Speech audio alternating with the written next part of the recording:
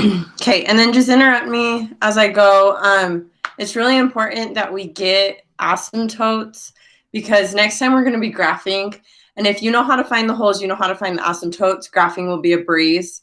If not, you're going to have to like relearn how to find the asymptotes when we do it. So here's just some reminders how to do this. So I guess that's not hiding anything.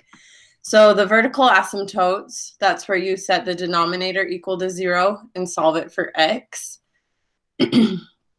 Horizontal asymptotes, that's like the case basis here. So you have to look at the degree of the top and degree of the bottom to see whether there is a horizontal asymptote or it's possibly a slant asymptote, or it could be y equals 0, or it's a ratio. And I'm going to go through an example of each. And I'll do one with the slant asymptote where you have to use long division. Okay. So let's look at this one. If we have f of x equals x cubed plus x minus 2x over 4x squared minus 36. The first thing I want you to do every single time is factor this and make sure that nothing cancels, because if something cancels, that means it's a whole versus an asymptote. Okay, so if we factor this, on top we can factor out an x, and on bottom we can factor out a 4. So then we have x squared plus x minus 2 and x squared minus 9. We should know how to factor that. So the top factors to x plus 2 and x minus 1. The bottom, that's the difference of squares, is x minus 3 and x plus 3. Okay, nothing cancels there because we don't have any common factors, which means that there's no holes. Okay, so we can jump right into finding asymptotes. And I always find my vertical asymptotes first and then my horizontal. Doesn't really matter the order, just whatever you prefer, I guess, but that's just what I always do. So there's no holes, again, because nothing canceled. But then the vertical asymptotes, I'm going to set whatever has an x in the bottom equal to 0, because this 4 right here, I don't really care about it right now. 4 is never going to equal 0, so we don't have to set that equal to 0. But we have this x minus 3 from this part equals 0, and we have x plus 3 equals 0 from that part. Just solve both of those. So that's going to be x equals 3. This one's going to be x equals negative 3. Okay. And those are the vertical asymptotes. Now to find our slant asymptote, I'm going to look back right here, especially because nothing canceled. So I'm just going to look back right here. And on top, it's a third degree because that's the highest exponent power there. So P is always your numerator. So on top, the highest exponent there is a 3, so that's third degree. On bottom, the highest exponent is a 2, so that's a second degree. So that means that P is greater than Q, or the degree on top is greater than the degree on bottom. That's what this P is greater than Q is saying.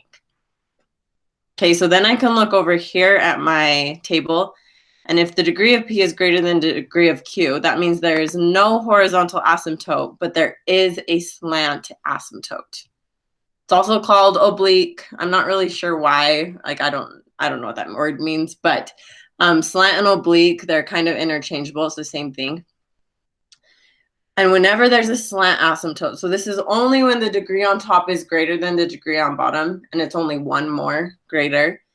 But then you have to divide the numerator and the denominator. So I'm going to divide the numerator, so x cubed plus x squared minus 2x, by 4x squared minus 36. And I put that 0x in there just as a filler so that we don't have like that weird space in there. Okay, is there any questions to write there? Why are we doing long division again? It's because, so there's this slant asymptote in there, and once you get to, when we get to graphing this, they're basically, because asymptotes, the graph follows along lines. That means that there is an asymptote on this specific graph right here that follows along some linear line, and we have to find it by dividing these two. And it's because of this right here. The degree of P is greater than the degree of Q. Oh, okay. Okay. And then if we divide this, and usually we're going to end up with fractions, but that's okay. So we're going to do x cubed divided by 4x squared, which that means we're left with 1x on top and a 4 on bottom, which can be written as 1/4 x. So that's what's going to go up top, is that 1/4 x. And then we multiply, so 1/4 x times 4x squared is x cubed. 1/4 x times 0x is 0x squared. Or you could just put 0 there, but it doesn't matter. And then 1/4 x times -36 is -9x. Switch signs. These cancel. I didn't show that they canceled, but that's okay. X squared minus x squared, or 0x squared, that's just x squared because this is like subtracting 0. And then -2x plus 9x is 7x. Okay, and I could have brought down a 0 here. I didn't, but then we're just going to divide again. So x squared divided by 4x squared is 1/4. So that's going to be plus 1/4. Once you get to this point, so once you have like your x and your constant, we can multiply this out if you want, but you always ignore the remainder. We don't care about the remainder here, so it doesn't really matter if we multiply out because I don't care what the remainder is. So that means our slant asymptote is 1/4 x plus 1/4. So you have 3 answers here. It's this x equals 3 is your vertical asymptotes are x equals 3, x equals -3. There's no horizontal asymptote, and the slant asymptote is 1/4 x plus 1/4. Okay, any questions with that?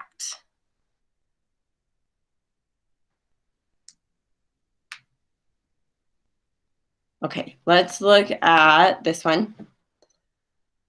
So we have 4x over x cubed minus 9x.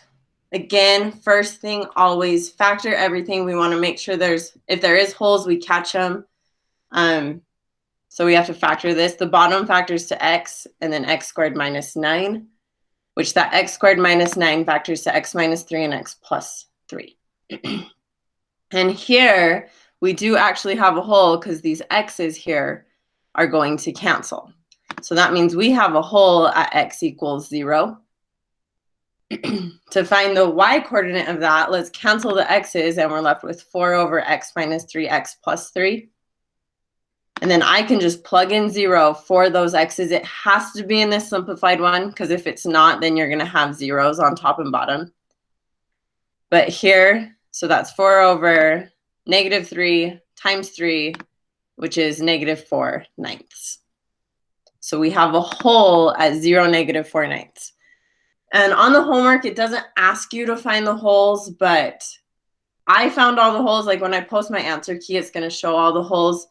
I would find all of the holes on the homework, because if not, you're going to show that this is an asymptote, and it's not an asymptote, it's a hole. Okay, so make sure you find the holes. Plus, when we get to graphing them next time, you need to graph the holes. Okay, so now we're going to look at this right here. So our vertical asymptotes are the x minus 3 and x plus 3. Set those both equal to 0, which means x equals +3 and x equals -3. And then horizontal asymptote. Now, you can either multiply this part back out, or you can just look back here. And I'll show you. So say we multiply it back out, and you use this one. So the degree on top, I'm just saying it's a 0 with degree. I don't know if that's like proper math terminology, but there's no x's there, so it'd be a 0 degree. On the bottom, it's a squared, so it's a 2nd degree. Even if I look right here, that would, from here, I'd say the top is a 1st degree, the bottom is a 3rd degree. We can still see from either one that I look at, whether you look at the beginning or the very end, that P is less than Q.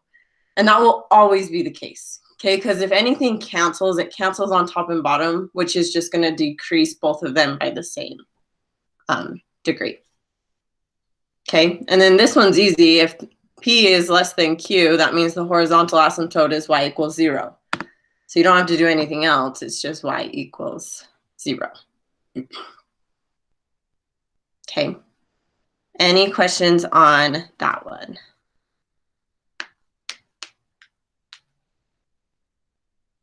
Okay, I'm going to do one more. So let's do this one. x squared minus 2x over 3x squared minus 9x plus 6. Again, first factor everything. Let's make sure there's no holes. So we have x and x minus 2. On the bottom, I'm going to factor out the 3 first. That's x squared minus 3x plus 2.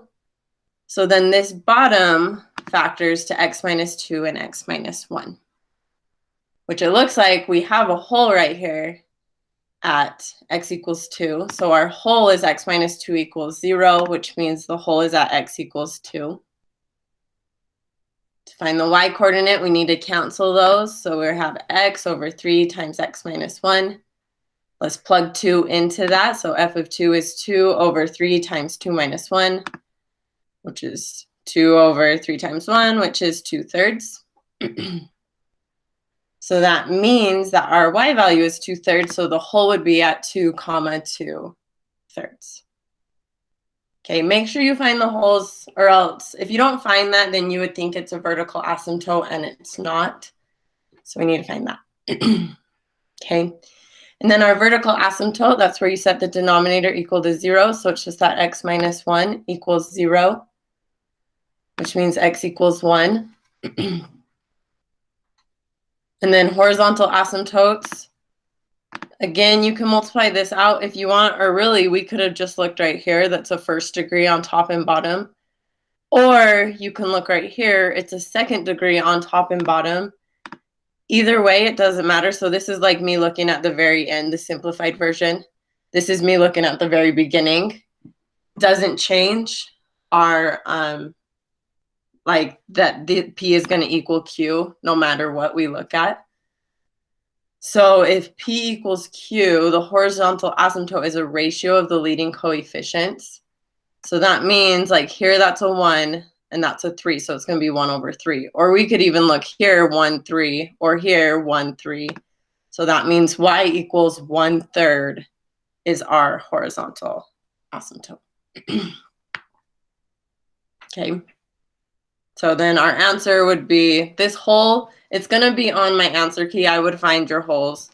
So the hole is at 2, 2/3. Vertical asymptotes at x equal 1. And then horizontal asymptotes at y equals 1/3. Okay, questions with that? Okay, well, that's basically it. The homework's the same as last time. It's just there's an assignment. It's 10 problems. Find the holes, find the asymptotes. It says just find the asymptotes, but find the holes. Also, and then submit it. You can, over Canvas is the easiest, but you can submit it, or you can email it to me if you want.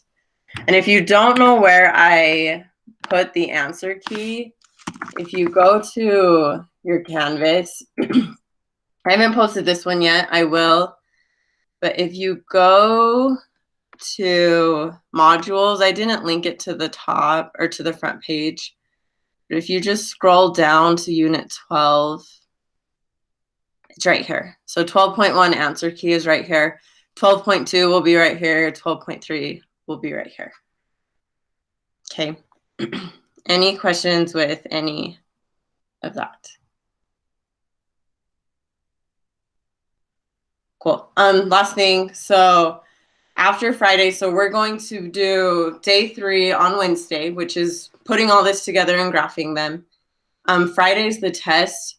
And then after that, I'm not putting out anything new. It's just basically your grade's final. After that, unless you want help boosting your grade, then you can email me and we can work something out. I can give you some assignments or whatever it is. I'll send out an announcement about that too. I just thought I would bring it up right now when there's a couple of you on here at least. Okay. And that's it. So if there's no questions, I'll stay on for a little bit if you have questions, but I'm going to stop recording this. And then, yeah.